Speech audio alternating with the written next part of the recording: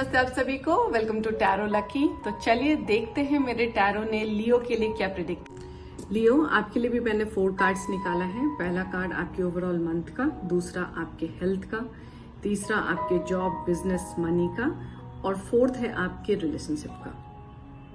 ठीक है, तो अगर ओवरऑल मंथ की बात करें तो डेविल का कार्ड निकल के आया। आई होप आप देख पा रहे हैं, डेविल का कार्ड निकल के आया है।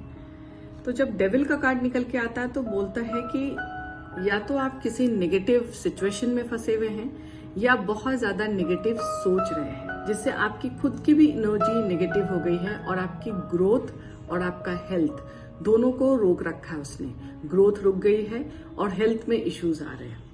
हो सकता है इसकी वजह से आपको एडिक्शन की भी आदत में आप फंस जाए, आप टेम्प्ट हो एडिक्शन के लिए। अल्कोहल हो गया या पैसा हो गया या फिर फूड हो गया, ये सारी चीजें बहुत ही नेगेटिव थॉट्स भी आ रहे हैं आपको। तो ये क्या कर रहा है, आपके ग्रोथ को कहीं ना कहीं रोक रहा है। या तो आप खुद अपने ग्रोथ को रोक रहे हैं या फिर कोई ऐसा इंसान है जो नेगेटिव बातें करके आपको उस तरीके से बहला के फुसला के या उसकी बातों में आके आप अपने ग्रोथ को रोक दे रहे हैं बहुत बहुत ज्यादा, जो कि आपके लिए अच्छा नहीं है।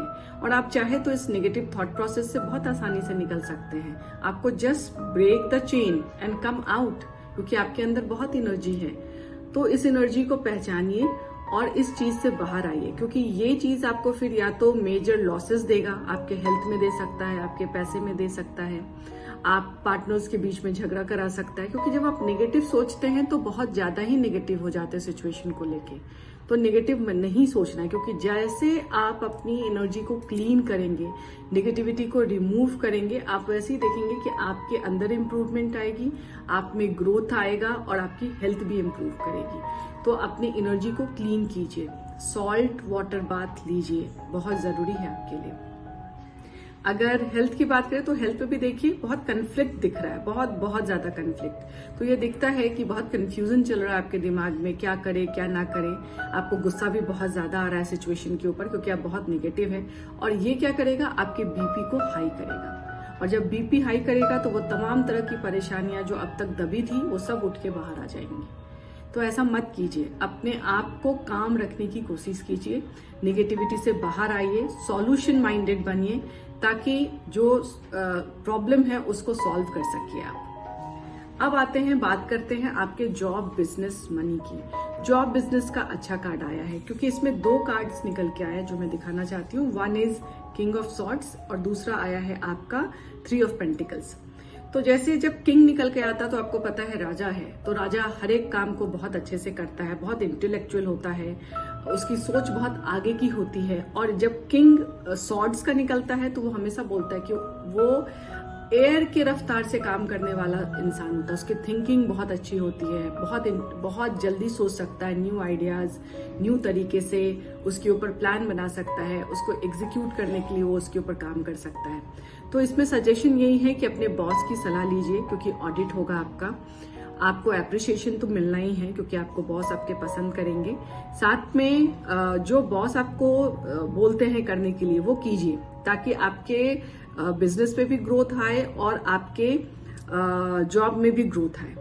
बिजनेस में भी आप किसी बड़े की सलाह ले सकते हैं कि आपको क्या करना चाहिए और क्या नहीं करना चाहिए, क्योंकि जब भी राजा का कार्ड आता है तो पॉजिटिव आता है।